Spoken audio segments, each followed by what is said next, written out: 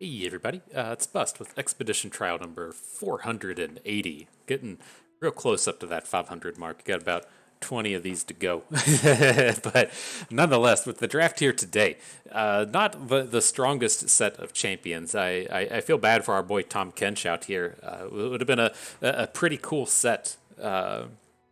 To have him have some of the formidable cards added to him, but he's always just stuck out here with this Star Spring, and I don't feel like we can realistically take it.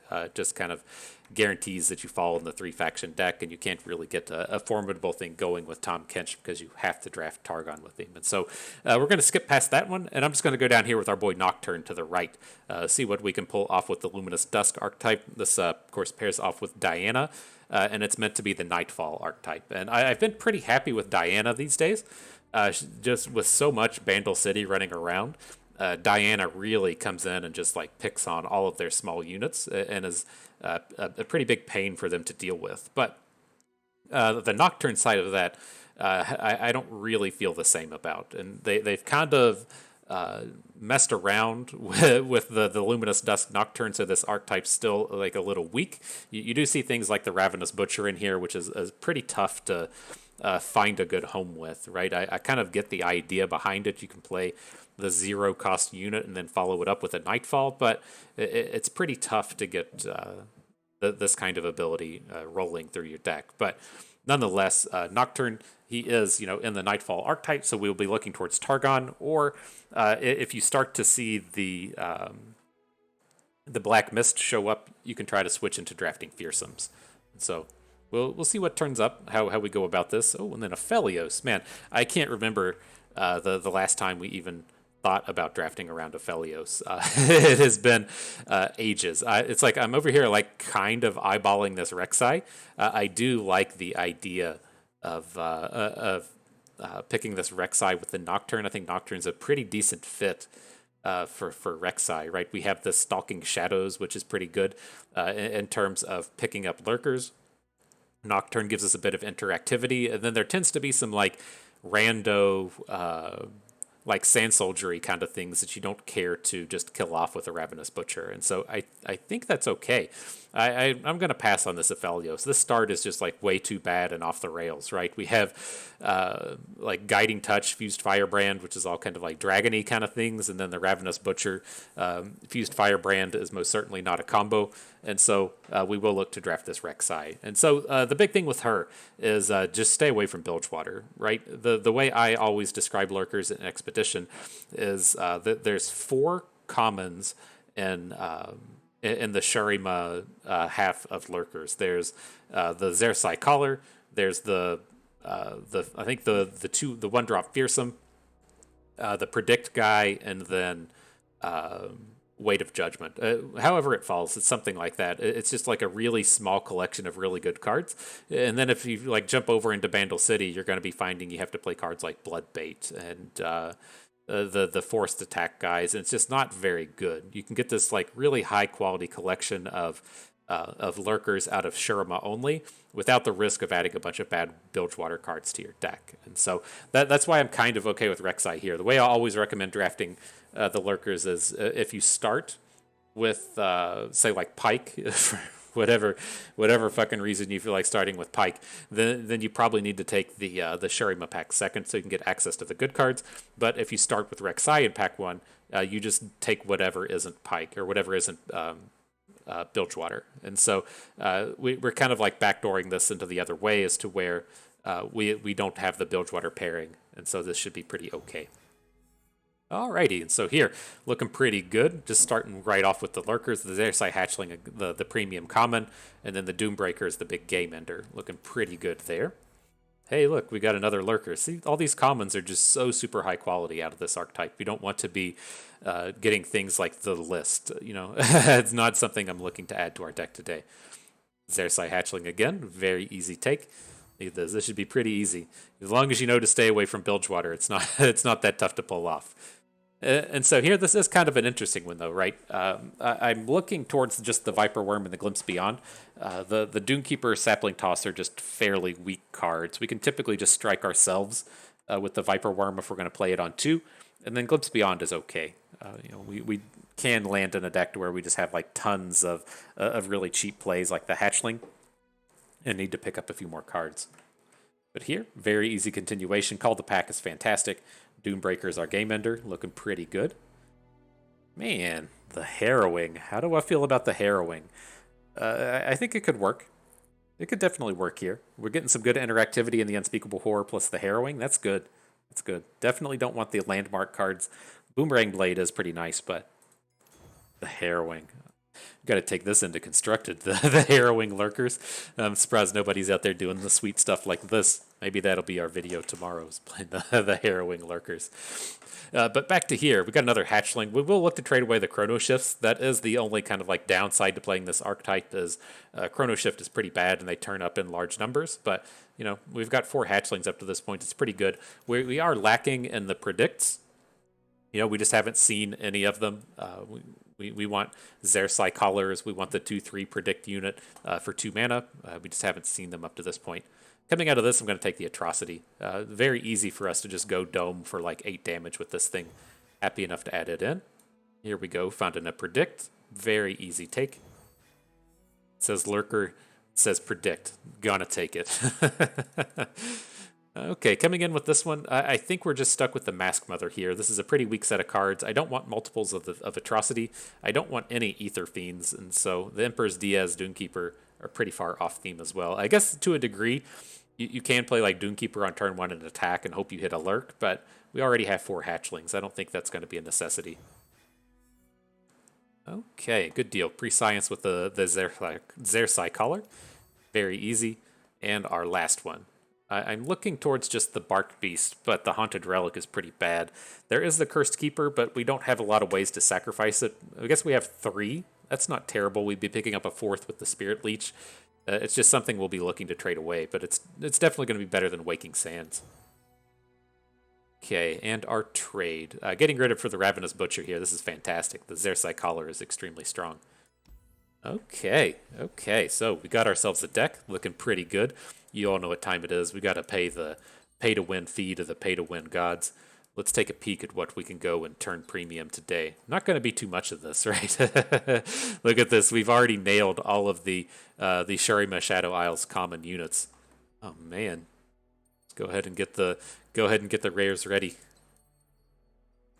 Who do we got? We got any Lurkers in here? This is Doombreaker. Perfect. All right, my dude. Welcome to being premium. Let's go. Let's jump on in. This came together quite nicely. Again, the big thing with these Lurker decks is just stay away from Bilgewater. I really hate Bloodbait. I think it's terrible. Just the cards are so high rolly, and I hate that it has such a noteworthy place in Expedition. It's in like 4 archetypes these days. And I just don't feel like it really has a place here. And I don't like the high roll aspects of it that you see in Constructed either. It's fairly frustrating to play against. But here, not a bad start. Got a removal spell with 2 1-drops. Would like to find a Predict card, and hey, we did it.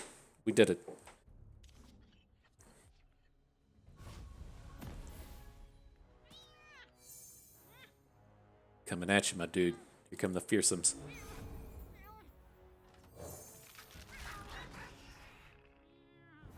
He shouldn't be able to interact with this. We don't need to open, right? There's not a lot of 3-attack 1-drops coming out of Vandal City, Ionia. Give us that Lurker on top. Well, it's a Lurker. I was hoping for the Predict one, but can't complain. Our Predicts are a little light here. It is a little scary. We're going to have a lot of attacks where things just have to go right. Need the Call the Packs and the Predicts to kind of guarantee things are going good.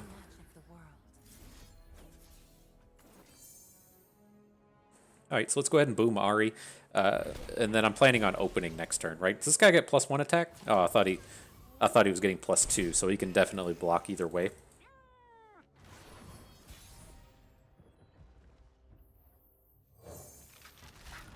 All right, hatchlings, get to battle. Maybe we should have opened. Like, if we hit our Lurk, it's going to be fine, but it's more easy for him to play a 3/3 here, or more likely, say, like a Yordle Captain or something, like a 4/4 would be fairly abysmal. Okay, that's manageable. Missed our Lurk. But looking okay. We got him to 12. We have some card draw in the Stalking Shadows, or we have the Weight of Judgment if he just goes tall. And I think we're looking okay. They cannot strike what they cannot see.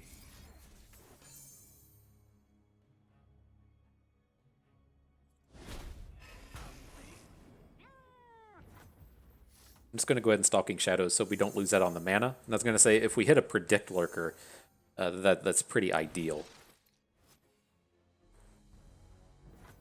He should have to trade with our units now. I don't think we're going to add doubles. Because I wanted to have one to play next turn. Maybe we just drop the Doombreaker here. He should have a tough time interacting with it. Like, if he wants to play a Homecoming, that's kind of tough to do, right? Oh, man. How many Lurkers do we have? I didn't think of Windsinger. That's actually a disaster. We got 1, 2, 3, 4, 5 Lurks. So like a 25% chance. We just gotta pass. It's just way too bad. Wasn't on my radar with the Windsinger. I thought he was gonna have to like play a unit and then play a Homecoming, and so it wouldn't be as painful. But I had a bit of a misstep there. But we're still a pretty powerful board here. He's not gonna be killing us, and we can still predict plus Nocturne next turn.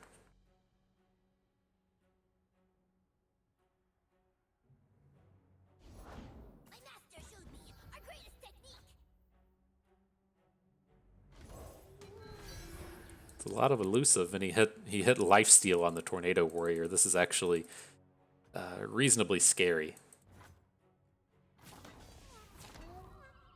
Only hits with the elusives, though. I feel like that was a pretty big win.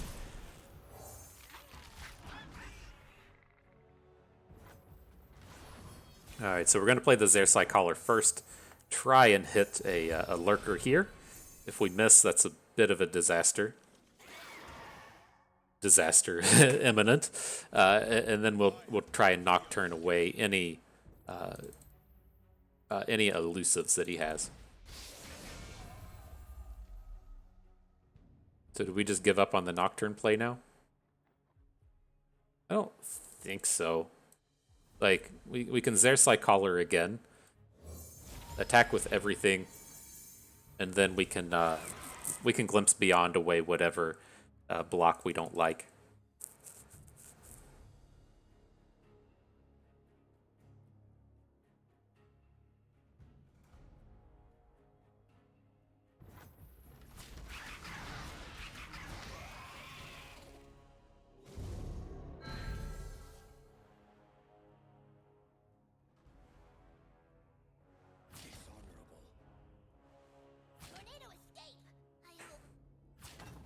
Sure and sure.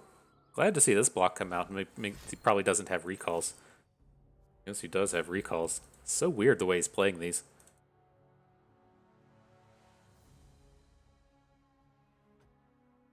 Okay.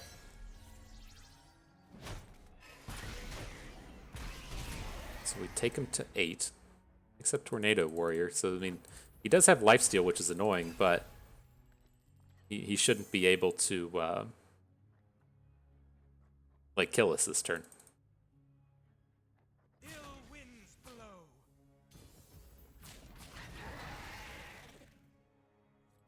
He has 2 combat tricks, and then we're dead. But that seems very, very suspect the way that angle was taken.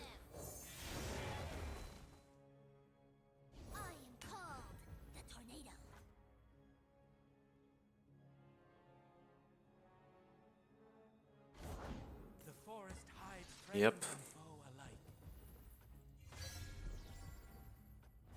This is where he's going to get us. He's making enough of these tempo plays, but I mean, we might still be able to get in here for a good amount of damage. We switched to Fearsomes? No, we're nowhere near.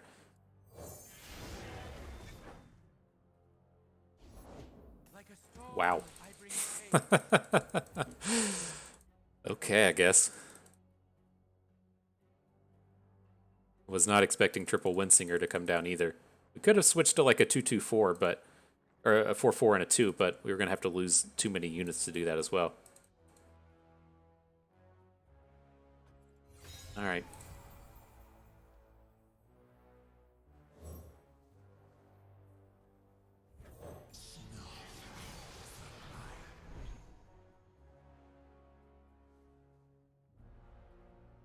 This game's done. That was such a weird ass game.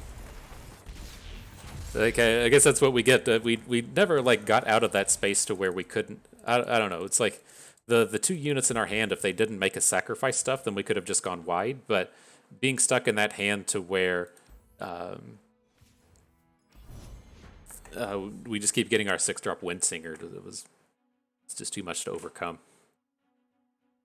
That was weird. That feels like the way the deck's lined up and then the way the opponent was playing, that would probably just like win that 70% of the time, but kind of ran into some awkward moments. Speaking of awkward moments, just way too much stats in hand there, or way too many manas in hand. Much stronger Lurker draw here.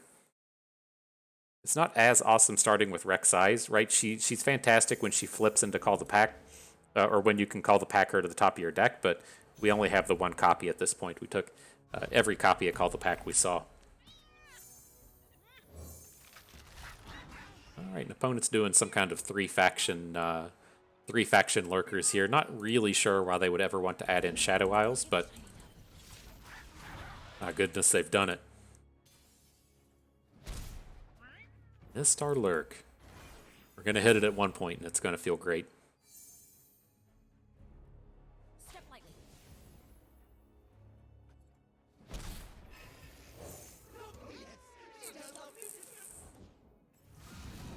The Sharkling, you got it. It's so, okay, we picked up another Predict. Let's see how this goes. I think we just need Dunebreakers at this point. The 1-drops are a little slow.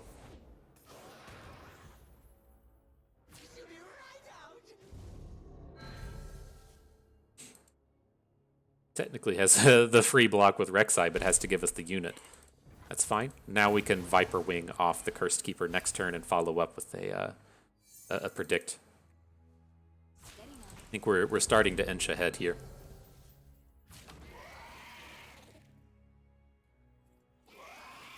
We should be blocking his Lurker, right? And there's a pretty decent chance that he has a combat trick. Wow, he's just throwing it away. Interesting.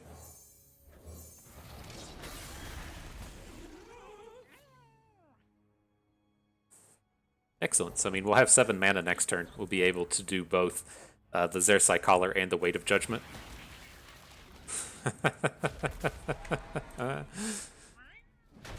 Oh, my goodness. Thanks. Thanks for the freebie. God, I hate that card so much. Another collar. Perfect. All right, we're looking pretty good here. I don't think we're going to get stuck with the goose egg today. I think we should be able to carry this one on. So do we actually want to Weight of Judgment here? I don't think so. None of these units are particularly worth it. Let's just send in the squad. We're going to lose our 5-3 to the Charger, but it's not horrible.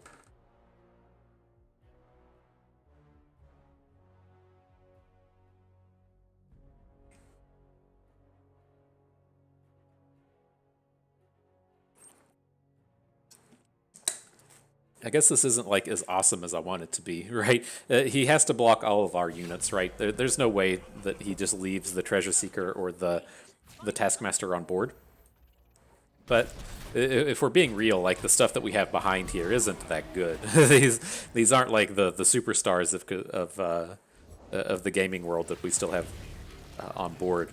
Oh my gosh, he's getting us with the Snapjaw Swarm.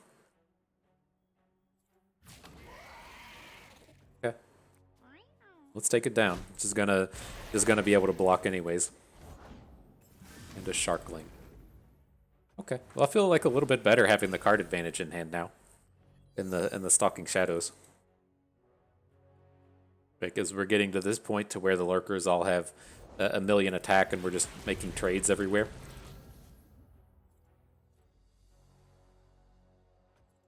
I'm just going to take this one, though. We should be able to get a fairly protected Dunebreaker here. We may be able to get a couple turns of value out of it.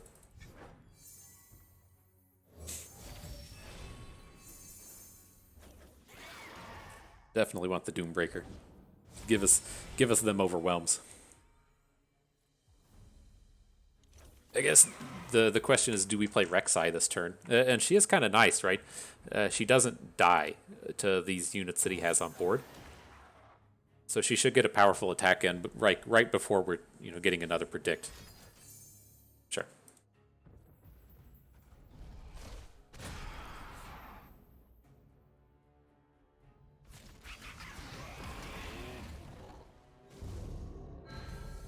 And this is a really important space because he can't kill the Dunebreaker.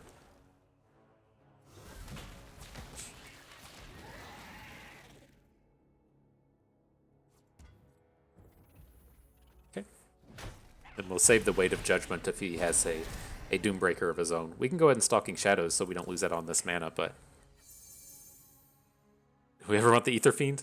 He's kind of interesting here, but I don't think we have the cheap plays for him. We'll just take another Dunebreaker. We should be able to overwhelm through the game on our next attack. The Harrowing. That's how you go out with some style. That's tempting. Are we going to do it? Are we going to go for the Harrowing? Kind of dig it. We can still add a Dunebreaker. It's going to be a good block onto the Hammer Snout, but we're doing it. We're bringing it next turn.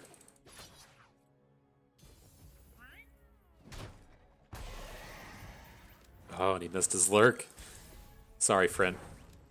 Style points. Cupcake. Nice.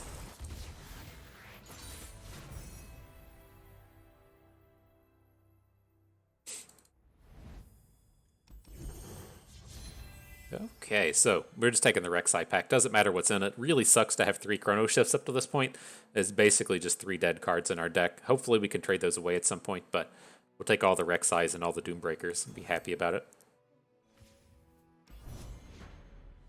All right, so yeah, ready for these battles. If you all haven't been following our Constructed series, we got to play with Jace. Nobody in Expedition knows what Jace is.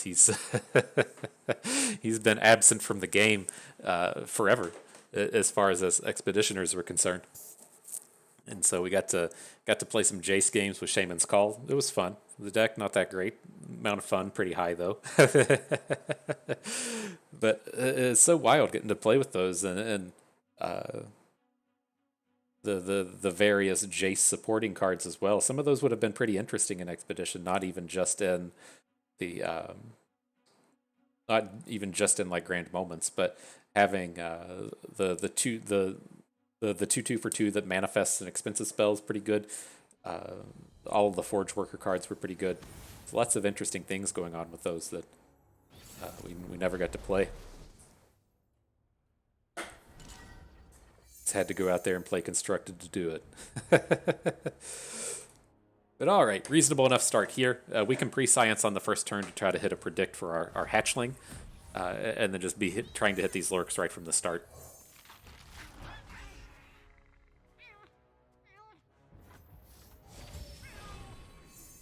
These aren't lurkers. What a shitty predict. Ugh. And we miss. Oh, okay. Well, at least got a lurk out of it. Planned it that way. Rek'Sai Collar, nice. The do-nothing Star Spring.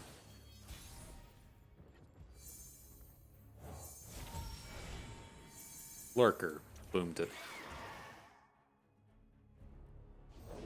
Every step, a new journey.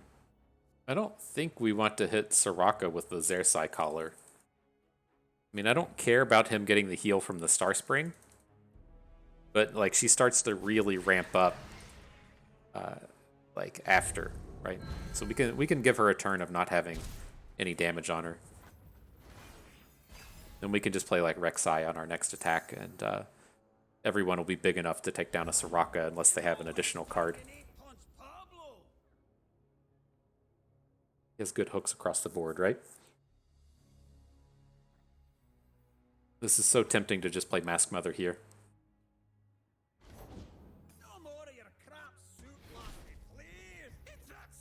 What's his angle, though? Is he just going to hook? He can hook the 3/1 with the Boxtopus. That seems pretty terrible. Alright. We only overbank 1 mana here. It's not the end of the world. By starlight. Ooh, you wee scruff. Take heart. And we will put the damage on Soraka here. So if he goes to block with Soraka next turn, she's already loaded up with a bunch of damage. Still like kind of worrisome here with the Star Spring and everything, but Of the star. we can at least kill her in combat now. This is awkward.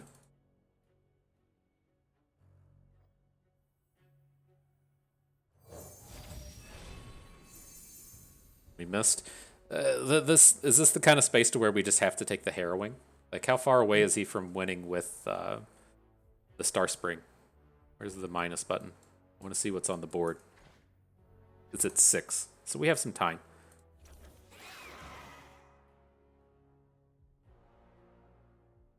But we don't get any lurk bonuses this turn. It's almost tempting to just pass, knowing that we're not going to hit a lurk. Ugh, brutal. With purpose. Okay. Pretty brutal. Whenever you have your Lurkers deck and you just can't attack, you are not having yourself a good game. These predicts have just been terrible. But we are still to the point to where we need to get some good trades to get these rando spells out of our deck and try and up our Lurker count a little bit more. When you're playing in Constructed, you can just have, like, 60% of your deck be Lurkers and the supporting cast. We aren't quite there yet. Be at peace. Where are you, spirit? Take heart. Oh, I was like, I want to block here. So it's got the elusive, though. This is kind of a surprising attack with the Stargazer.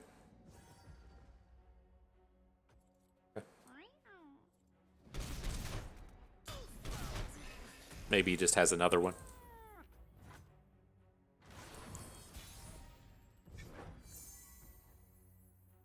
Okay, then we just have to get on board at this point. So let's see if we can put a Lurker on top. Ooh, Atrocity. Ooh, that's interesting. It's like I don't really want to go for it since we've already hit, like, the Harrowing.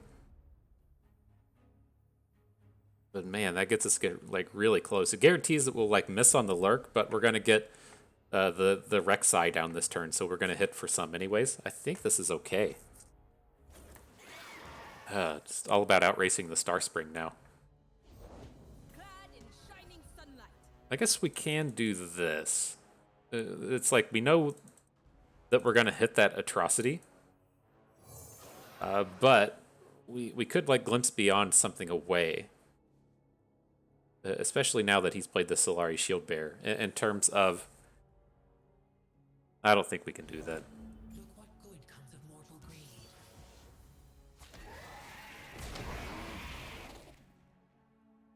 He just gets so many good blocks off of this. Like, knowing that that Lurk isn't on top. I don't like this, right? He's got a good 3/6 block. He can put one thing in front of the... Like, he can Stellacorn the Collar. He can 3/6 one of our 5s. Yourself. So many good blocks everywhere. This is outrage! Fall, heretic. I understand. In for like 2 damage. This was horrifically bad.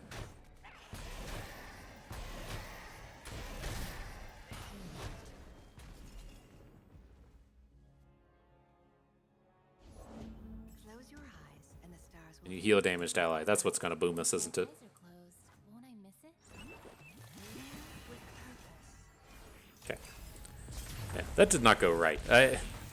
I'm not sure how much better that would have turned out if we would have just been like rolling the dice on a lurk with the glimpse beyond. And I don't remember if there was one in there with the atrocity either, but that was not good. A lot of that just went wrong. But here, this kind of sucks, right? Feral Prescience is actually a nice card to have because the games usually end before you run out of cards in your hand. And hitting the predict all along the way is just so super important. But we're at least getting like a predict card out of this lurker here. Just the things that we're really wanting to trade away, it's not letting us trade away, which is a bit unfortunate. We really have to get anything that doesn't support lurk out for anything that does support it. But I guess we at least get to like up our natural lurk count by 1, adding this guy in.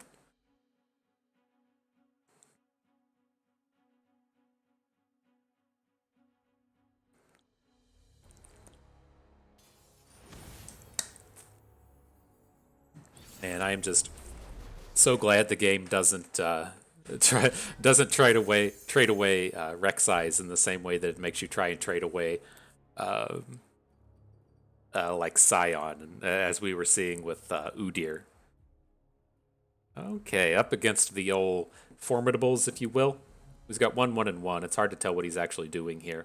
Wouldn't be surprised to see ourselves up against elites. I'm trying to decide if we want to keep Unspeakable Horror. We probably don't. Much better. I just don't think there's going to be any targets for the Unspeakable Horror to hit. We do it? Of course not.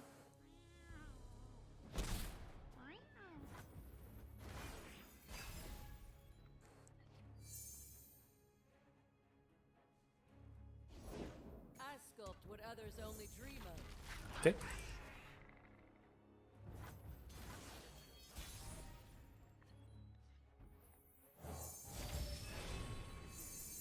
Oh, what a disaster. Oh my god. Okay. Let's see. Oh my goodness. This is just a disaster every step of the way. Alright, at least this is apparently how you actually hit your lurks these days, is you just you just predict, completely whiff, and then hit on the unnatural one after. Oh, this is bad. All right, let's get to work. I think we're just stuck with Nocturne here. This is one of these games to where if we had a Call the Pack, or if we draw a Rek'Sai, it would be okay. I mean, maybe we have to play the Zersai Collar and then just hope that we hit a Call the Pack next turn.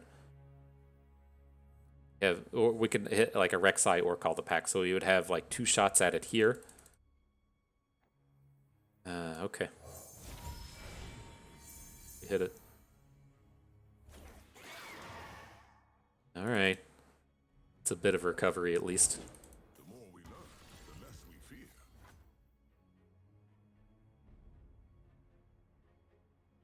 Okay.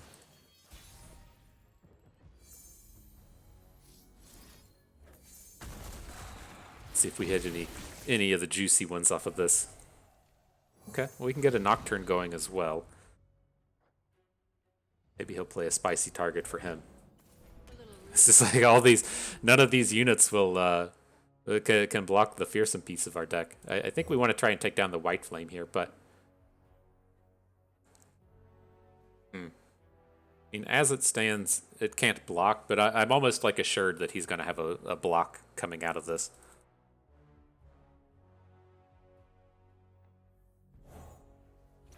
Okay, well, at least if we chunk 1,000,000 damage onto it with Nocturne, it's much less scary. Shit, I forgot he was going to mine us off his team. We can't lethal here. We only have the 2 fearsomes, but did forget that that's how it worked.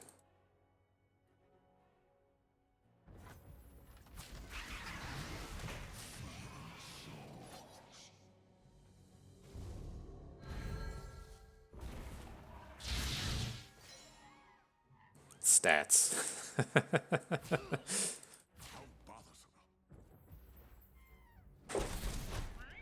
Oh, nice. Nice. Okay. Might be able to do this.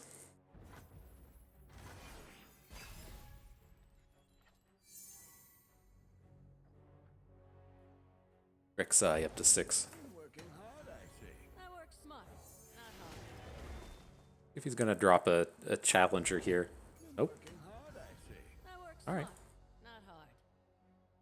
Written in stone.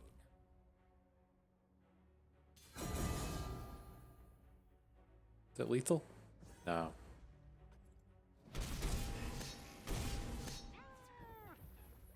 So can we get away with just opening now, right? We have 3 fearsomes coming in for a ton of damage. The overwhelmed guy itself isn't that impressive, but I think this is good. He has to have like 2 cards to get around these, right? This will not stand. Says what up, Bust? Here's my back-to-back.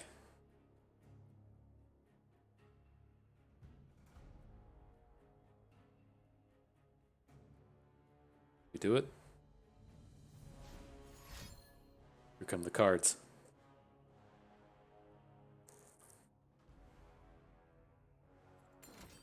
Okay. Did not have 2 cards, only had 1. Excellent.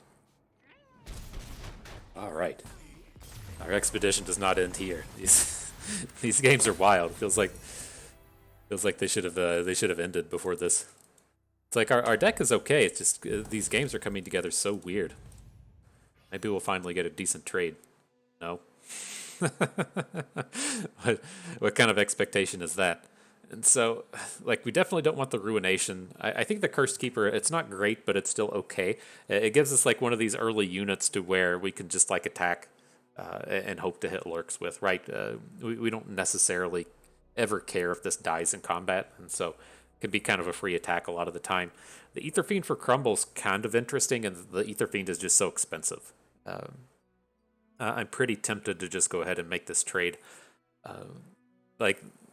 It's I don't know. He is pretty powerful, but it's just that it doesn't work well in this deck. Crumble's not going to work that much better either. It's just easier to cast with like the spell mana. We can assemble these turns to where, we play like a Rek'Sai, a 1-drop, and a Crumble, and it's not ridiculous to do with spell mana. I think this is okay. Not happy about it, but just like literally every single trade this run has been worthless.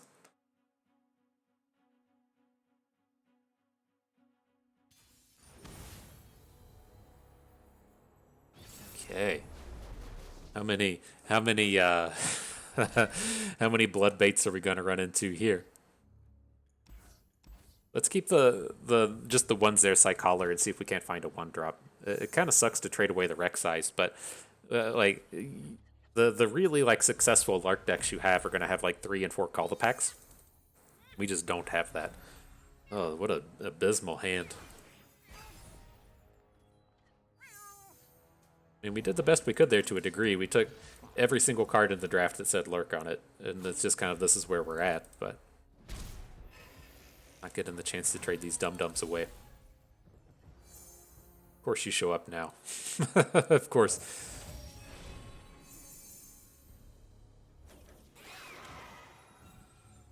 We'll put the Call the Pack on top. It lets us guarantee a Lurk next time. He just never blocks here. He's not blocking this thing with Misfortune. He might block with this little dum-dum, but not with her.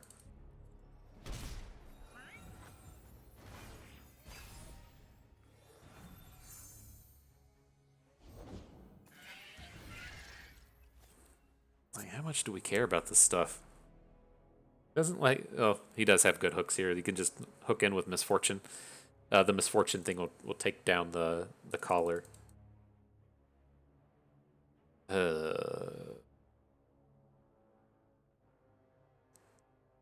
Okay. I guess we're glad to have this Crumble. Nope. That is false. I am in no way happy about spending 8 mana and 2 cards to deal with our opponent's 3 mana card.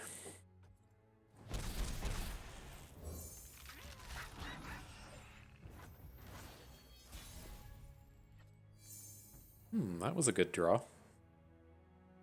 No. It was not. Another case of the sarcasm's coming right at you. Alright, we at least have a dude on top. Jesus, this is bad.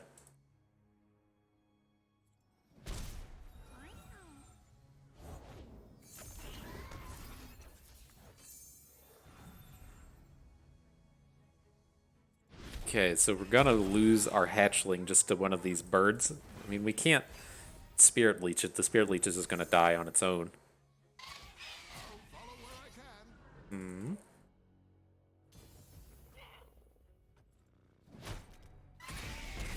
We are we are building up to this big harrowing though. That's gonna be a thing, right? Let's do this. Let's go ahead and call her. We'll see if we hit a lurker. We hit Rek'Sai, and then we can just put Rek'Sai back on top next turn with Call the Pack, and hopefully we'll have some playable lurkers off of the Call the Pack. I've trained my whole life Sure. for this. The more we learn, the less we fear.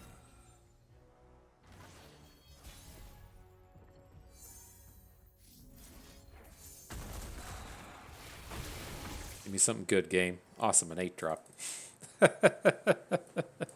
It's just so hard for even the smallest things to go right. We just predicted away our Rek'Sai as well. Oh man.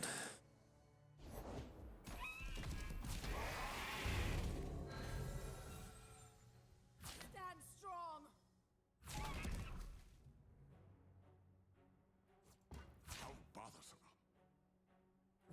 Okay.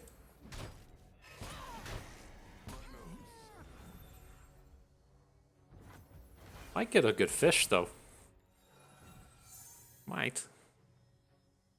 Wonder how that works with the harrowing as well. Interesting open.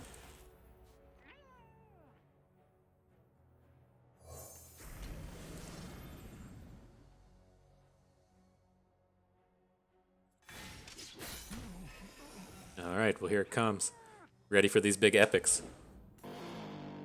That's about right. About right. But I mean, if we get in with 3 units, we might realistically be able to get an atrocity kill next turn. And I'm also curious where we stand in terms of overriding the Rek'Sai Collar with a. Oh, we don't we don't even have the space on our board to overwrite him. So.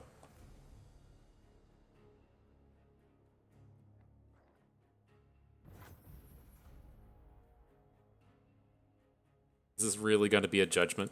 I mean, I guess that's kind of how the game has gone, but... Okay.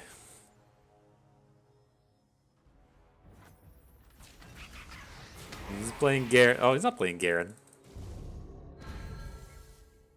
Let's see if that judgment gets us.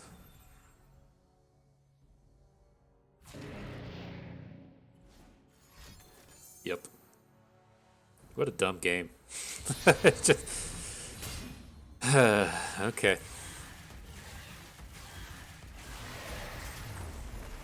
I don't know.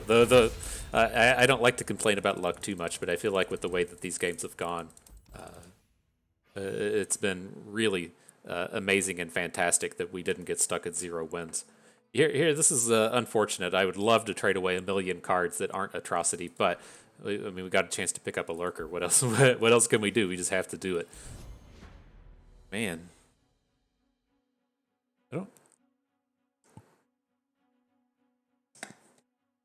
I don't feel like I'm being like too crazy in terms of how horrible all these games have gone. It's like you start with a completely ridiculous like draw in terms of bad, not ridiculous in terms of good.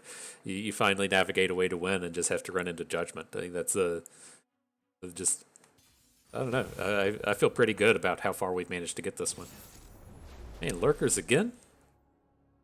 Strange, they're so common today. He's playing multiples of Pike. Only one Rek'Sai. Weird.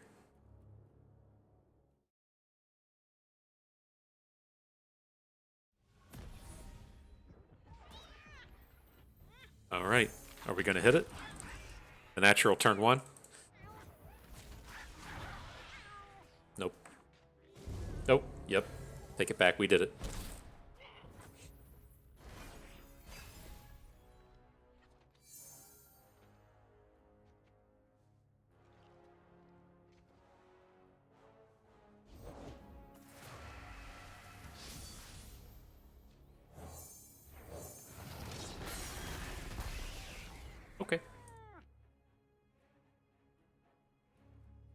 Things are looking amazing now, am I right? What are the chances this guy gets in good? He hasn't hit any lurks yet and probably wants to play the like the 2-3 predict. He doesn't want to play it, but that's what would be in sequence here. Then if his play is like Rek'Sai, I think that's a win for us as well. Okay. Right, he hasn't hit any lurks yet, so we can safely attack with the hatchling.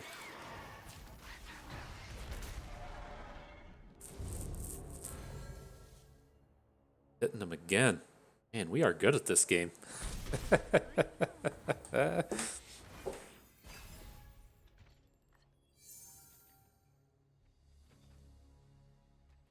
I think I'm pretty willing to just like weight of judgment literally anything here. Right, next turn I want to play the Rek'Sai collar.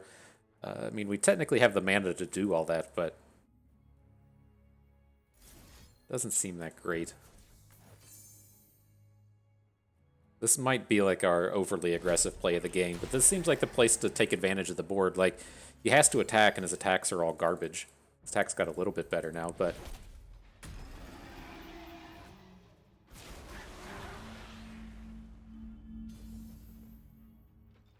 we can just take this, still have our fearsome on the board. Okay.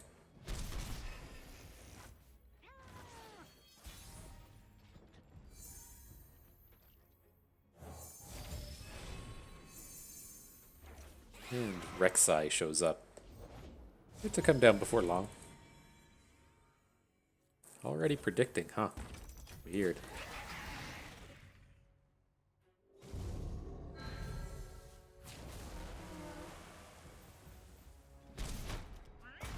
He's just missed like everything, right? he's probably saying the same things we are.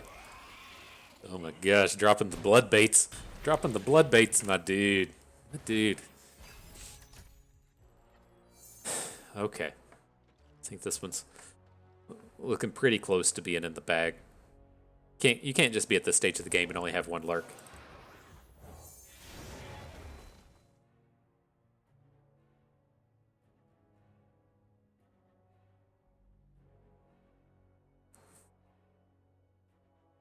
Uh-oh. Uh-oh.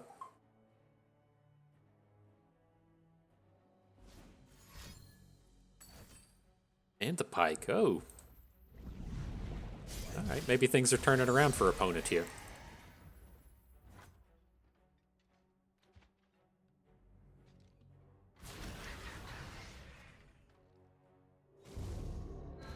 Get the lurk as well. Alright, we'll let him keep the Rek'Sai. Let's go ahead and trade for the unit that he already has on board. So I guess we do have to worry like a little bit about a death from below. But I think we probably just want to go for the kill here. Well, where does this get us? Right, this would be 12. And he has 5. This would be exacties here.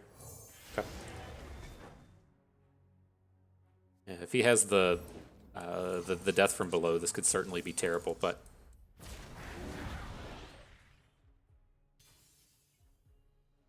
we missed our lurk.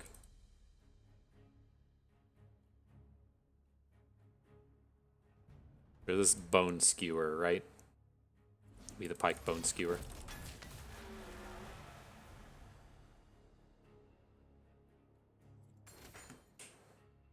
That's lethal.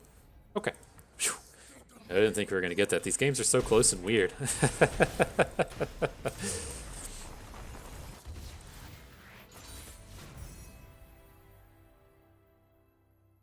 All right, give us that third Rek'Sai. Boy, I hope we get our 4th Chrono Shift along with her. Let's see. Hells yeah, we did it. Calling the shot. 4 Chrono Shifts, exactly what we needed, but can't pass on it. I mean, she's just way super important here. Right. All right. Yeah, I mean, the decks that we have with Lurkers when we're steamrolling through, I feel like the key card every time is Call the Pack. It just lets you continue to fill up your hand with stuff, and then also guarantee your lurks every time you attack. Just having the one Call the Pack is kind of mad, but we're more inclined to just hang on to our Rek'Sais now, since she flips into Call the Pack.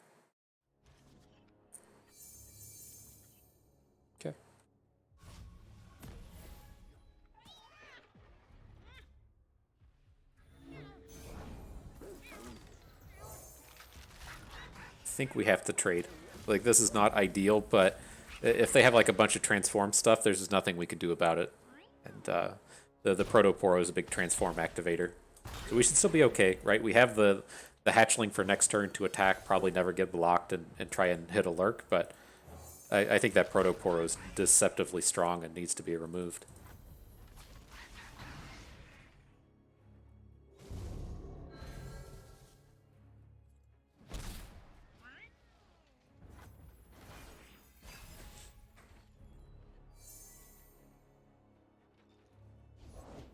Okay, another Rek'Sai collar. We just go for Call the Pack here. We can't play it just yet, but it should be okay a few turns from now. Well, we can play it, right? We can Call the Pack back the Doombreaker if we want.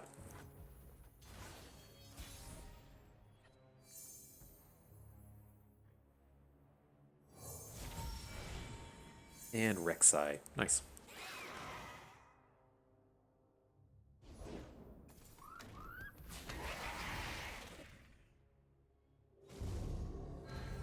Alright, things are churning along a little bit better now. Man, it's worrisome playing against all these, like the Udyr stances and having to deal with like Ram stance killing off all of our Rek'Sai hatchlings. Scary, a little scary. Not big scary, just little.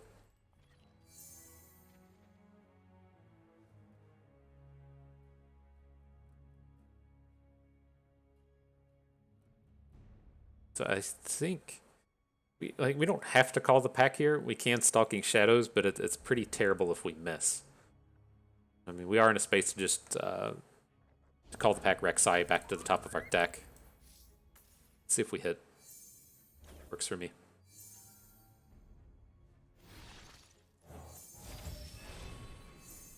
The harrowing. It's like you just keep seeing the harrowing.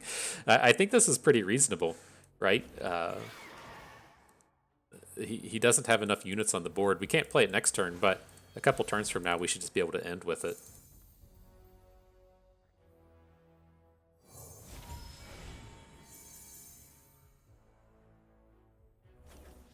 Okay, take an extra Rek'Sai collar, and then we'll just add Rek'Sai to the board.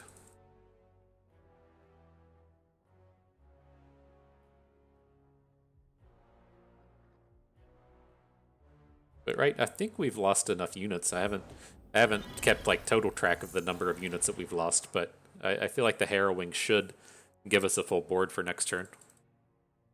He's going to lose both of his units here. That's not a big deal.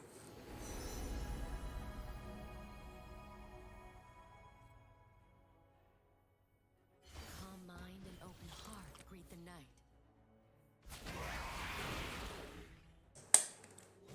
Here they come.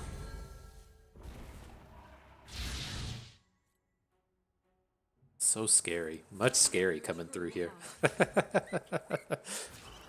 But right, this is like ultimately why I thought the harrowing was going to be good here. It's, you know, strong on its own. There's no denying that the harrowing is like an ultra powerful card, but this like sequencing of gameplay is to where we're attacking, we're killing off all of our opponent's board, we're killing off all of our board, but then we just get to, you know, complete refill when opponent only has one unit. I think that's a pretty reasonable strategy here. So going into next turn, if we want 9, we only have to bank 1, so we can spend 7 this turn and be okay with it. I'm kind of tempted just to crumble the Golden Sister, but like, how wrong does this ever go? Probably not frequently.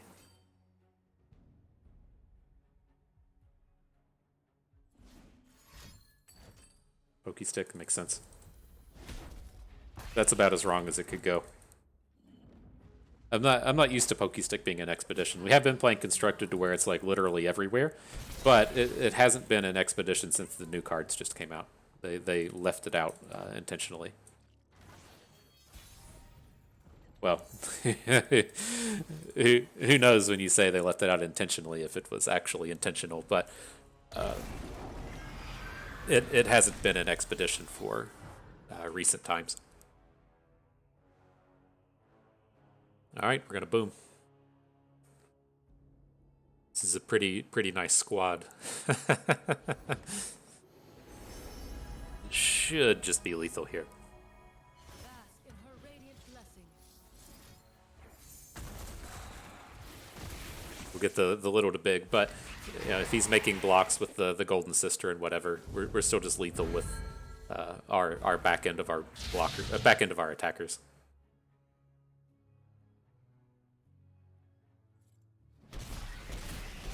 Boomed it. Neg 39, not bad. Okay, why couldn't that have been our first game? Everybody, people watch like the first game or the last game and then give up on it. Don't watch all the stuff in the middle. You gotta stick around for the stuff in the middle if you want to see the cool plays like that sometimes.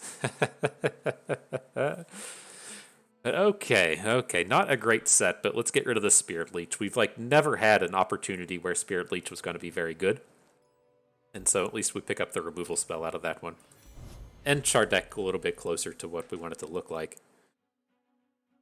Outside of having 4 chrono shifts in it.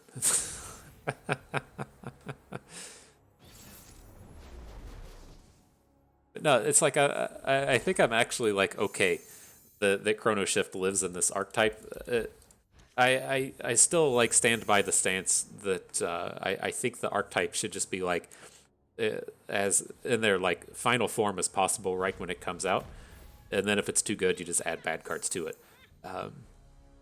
And that, I mean, that level of maintenance to the archetypes hasn't happened since the lead dev left, but I think that's the way to do it. And I think that's kind of like, in terms of like constructed balancing and card quality, I'm not sure where I stand in terms of like, you know, Gnar is overtuned right now. How overtuned should we make him as to where it's like you can pretty quickly tell that like Udyr isn't constructed relevant, Yuumi and the others are to a degree, but you can kind of tell that like Udyr's not going to make it, and that's like a real bummer when you know release a set and then all of the cards just aren't any good. And so I'm not like completely upset that Gnar's overtuned at this point, but I get where. What do we want here? I kind of think I just want the cheap play. I get where, you know, that would be nice if it got updated an expedition this way and kind of came out in their final form and constructed. But I mean, that's how I think Riot is pretty historically always dealt with the new stuff coming forward. It's not so much a matter of like power creep, at least in my opinion. I'm sure a lot of it has to deal with, you know, the new champions come out and they want you to spend your Riot points on them, and it's a bummer if the new champion comes out and just sucks. So wouldn't be surprised if in large part they were just overtuning intentionally. All right, where do we find ourselves here? The Sparklefly is going to be a pain to deal with, and then we only have a couple of mana worth of cards to play this turn. I think we have to call the pack. We may miss next turn, but our units are still, you know, pretty reasonably sized. And now we're gonna have a full board open. Okay. I don't know if we can actually deal with this Sparklefly. Right, it's gonna be getting like really good blocks. It's gonna keep growing because of Yuumi. We may not be able to race it, but give it a shot.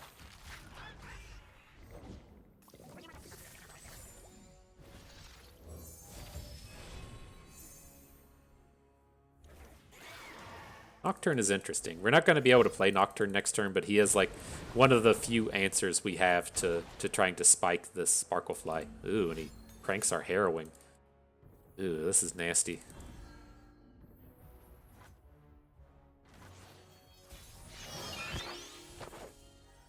Is nasty.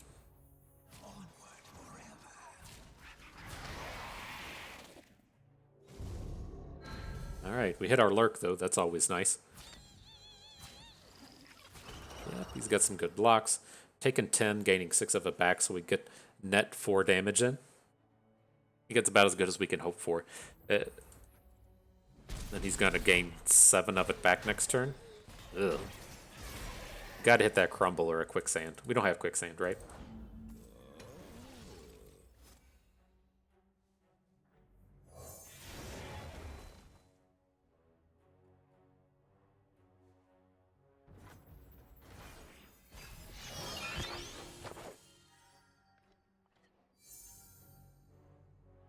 Okay, what can we predict into to be awesome? That's what we need. We need something awesome at this point. Weight of Judgment isn't it? I don't think any of these are it. We could look to, I guess Weight of Judgment is probably the play. We can look to say like Weight of Judgment, his unit, Nocturne, the Yuumi, and then hook Yuumi way to the right, and maybe get there. But no, I think opponent has to be like a 95% favorite here. But this gives us a shot. Things we do for a little insight. This falls off, right? This round. Okay.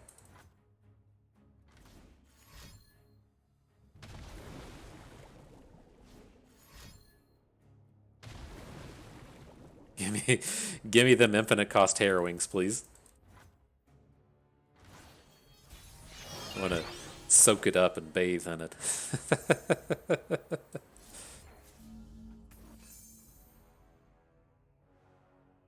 So where do we stand here? Assume he's gonna get to play some units. We're probably not gonna get enough damage in here, but like Nocturne is big enough at this point to kill the Yuumi, and he just played a unit that can't block a fearsome, which is kind of interesting.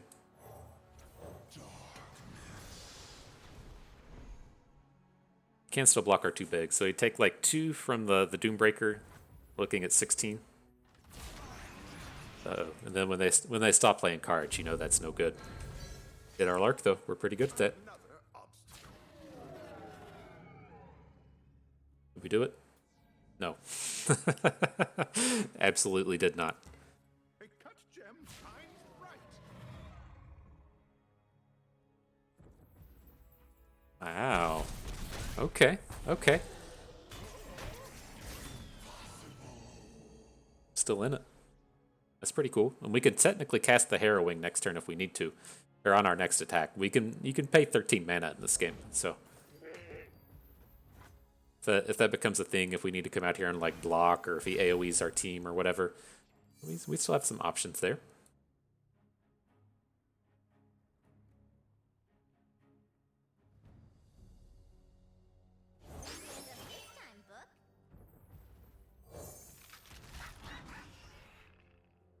I mean, I'm pretty content with throwing Mask Mother in front of this. Are we going to be on this Harrowing play? I mean, he knows we have the Harrowing and Chrono Shift. Aw, oh, he messed up.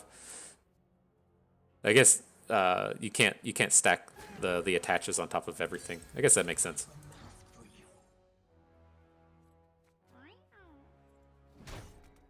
Are we gonna do it? Are we gonna get it with the 13 mana Harrowing?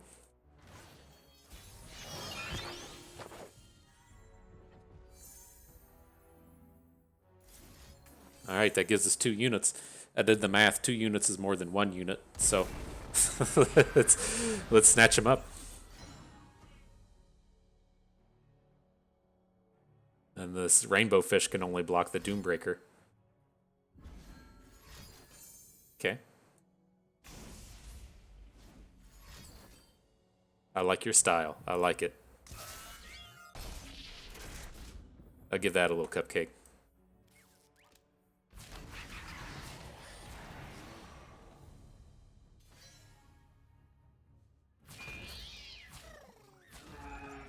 That's 13. Did we do it? No. No. No.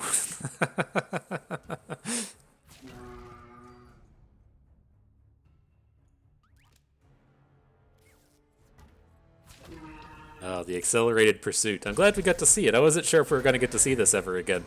This isn't in Expedition anymore. They removed it from the game. And you can still generate it somehow. I'm not exactly sure how this guy got it, but you can still get him. Whew, damn. Well, that was a good comeback. That was a good game. I thought that game was just done with the Yuumi on the lifesteal elusive. So I'm happy we got to make something out of it. And it's kind of choice getting blown up by the accelerated pursuit. I like that guy's style. But here, we got an elusive. I've been okay-ish happy with these Stalking Shadows, but we can't pass on the Lurkers. We have to just take every one we see. All right, on to the next one. Man, I had to take a little break. Just realized I'm damaged. I don't know if you can tell on there like that. You see that bruise on my finger? Sucks when that happens. I don't exactly know how it happens. I did it at the gym. I didn't like drop something on it, but in I was doing hang cleans, pulling, jerking around the bar. I think a blood vessel gets in the way or something and pops on occasion. But it's really, really affecting my Runeterra play today. Uh-oh, we got an emote. Let's cupcake it. Not the greatest of starts for us. What is this? Nar, Ezreal, Poppy? Why are you playing 3 factions? Why you got 3 factions up in this? I wonder if it's one of these deals where we'll do on occasion to where you start out. Well, he's playing 2 Nars, though. I was going to say you'll start out with a couple champions and then be like, oh, it would be nice to play Poppy. And so you just go and draft some Poppies. But he has the 2 copies of Gnar. I don't think you ever start out like Ezreal Poppy and then jump into Gnar. I could see this being like a pokey stick style deck with the Ezreals, but probably just good cards, I guess. Sure.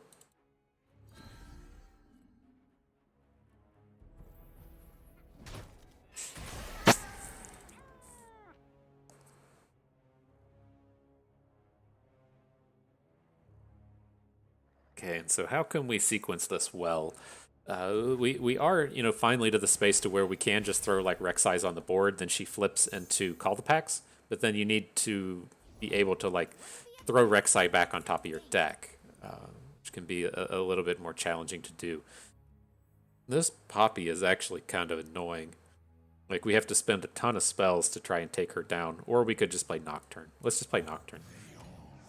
If he has like a Brutal Steel, then fine, but it's pretty tough for his collection of factions to have ways to survive this combat. He's playing a shitload of factions. That was a fairly weak Poppy, so I think it's okay. Oh man, but we're getting all the chrono shifts now. I knew that's what we needed. I knew it.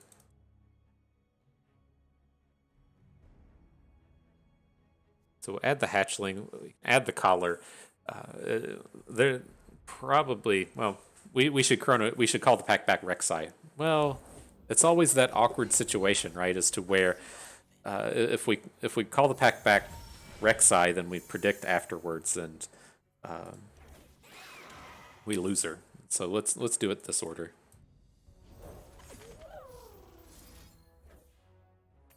Then maybe we'll hit another one. That would be pretty nice.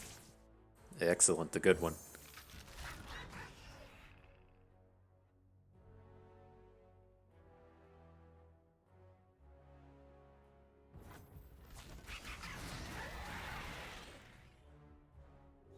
All right, incoming mountain of stats.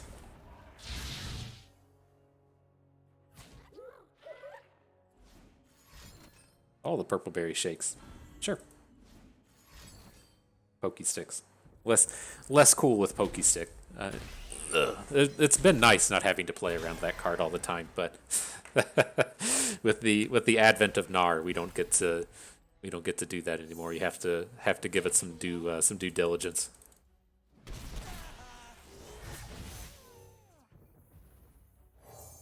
This turn's fairly awkward. He's gonna get to Mystic Shot something, and I'm not really willing to risk just passing. I think this turn we should probably also just Unspeakable Horror or something, and see what we hit. He lets us keep the Fearsome, which is kind of interesting. Right, they always have the same amount of attack, but the Fearsome one he can't block with what he has on board. He can't block with the Owlcat. Shadestalker. Is this the one that AoEs our board? No, it's just the Nexus. Okay. Problems. We're probably just dead at this point. But that is what will happen as you don't have a 1-drop.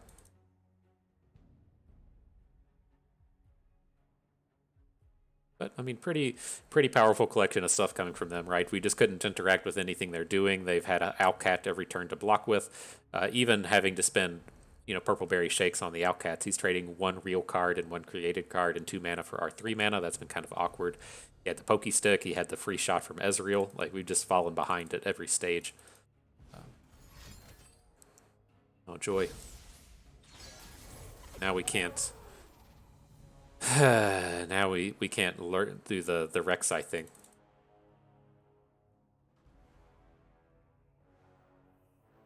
I think we still have to add this one. We can, like, attack with Rek'Sai. We can hook Ezreal with the mini T.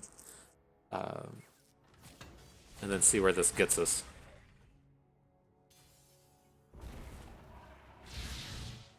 Really wish we had that Chrono Shift mana, don't we?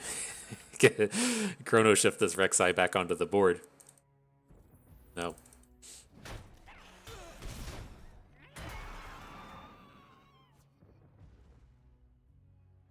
Alright. Well, not as horrible as I was giving it credit for. He actually traded with the Rek'Sai, which feels like a win for us. Oh, now we gotta deal with this shit. So it's just like he has free attacks into Pokestick on the hatchling.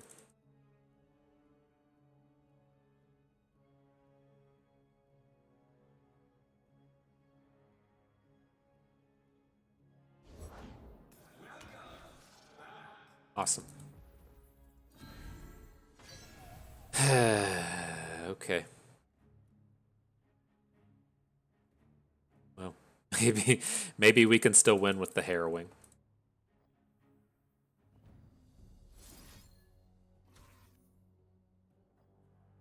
What's more important, killing off this unit or having a stop for the Bandle Commando?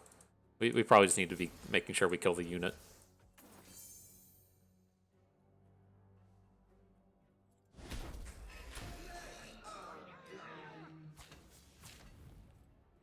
Yep. Okay. Well, he at least doesn't have the Pokestick mana this turn. And the harrowing. Am I right? Am I right? No? That's at least a big boy.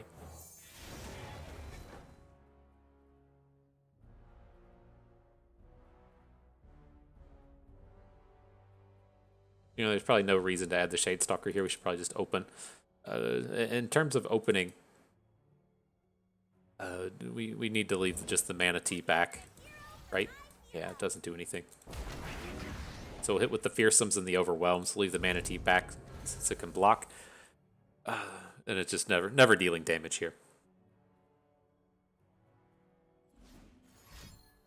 There's the Pokestick. Love it.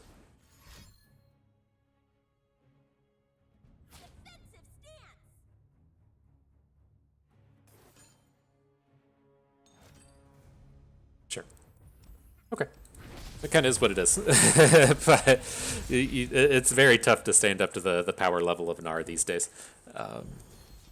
But yeah, I think in terms of this deck, I'm still like on point with the strategy in terms of drafting these Lurkers. I still think we're 100% right in the way to approach these, which is in pack 1, if you open Pike, just get rid of it. Pike is arguably the worst champion in the game.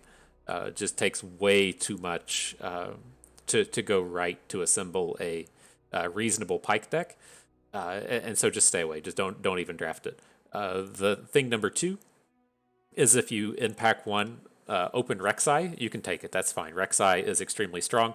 We mentioned the strength in the Rek'Sai archetype is that there's just 4 commons in it. There is Call the Pack, the 1-cost Fearsome, the Predict unit, the 2/3 Predict for 3, and then there is the Weight of Judgment. Those are the only commons, and so realistically, every time Lurkers comes up, you should be finding one of those cards. And if those cards aren't Weight of Judgment, then you found one of the really high-powered Lurker cards, right? And so we weren't able to super assemble that today. This was a bit of a low roll in those terms, but that is what you're looking to pull out of these. And then if you're in pack 2 with your pack 1 Rek'Sai, you just stay away from Bandles, or you stay away from Bilgewater, right? That's where you once you start taking Bilgewater, you move from having those 4 really good commons and Lurkers to starting to add in things like the Shark, and the vulnerable one's fine, but then you have to deal with having Bloodbait. You have to deal with having the actual 0-2 as the Bloodbait generates. You just have all those super shitty cards diluting you away from the good ones. And so in Pack 2, if you start with Rek'Sai, just take whatever isn't Bandle or whatever isn't Shurima. I'm sorry, you're in Shurima, take whatever isn't Bilgewater. And then, like with how this draft went, if you start with something and then open Rek'Sai in Pack 2, then fine. As long as that something you opened wasn't Bilgewater. And I think we drafted pretty reasonably. We took every lurker that we had access to, and then we took every predict that we had access to. I guess we might have skipped on like a careful preparation or something, but for the most part, we took every lurker and every predict. We didn't land on any of the big one that we were missing. The two big things we were missing out of this deck were Call the Packs, which was just a low roll, and then the 2/3 predict for 2 mana, which we just didn't see. And so we missed out on those terms. But this, in my opinion, was just like kind of a low roll of a draft, right? We only got one Call the Pack, and then we got like 3 Chrono Shifts. I can't remember if we finished with 2 Chrono Shifts in the draft or finished with 3. But I think at the end of the day there we had 4, which is quite painful. To have to deal with. It's just literally a dead card. And so you have to make up for a lot of that. You do get a lot of raw power, but you have to that power has to show up to you if you're going to end up with these decks that have literal dead cards. It's like it's not as bad as having the thing that levels up your Ascended allies, but you're like extremely hard pressed to find a place to where you're going to cast Chrono Shift. I think out of all of our expeditions, I've maybe cast it 1 time. And so but yeah, it's pretty straightforward otherwise. But again, the big thing is the Call the Pack. I think that's what really ties everything together in terms of making sure you hit your lurk on every attack, and then still having enough cheap lurks to keep the board full.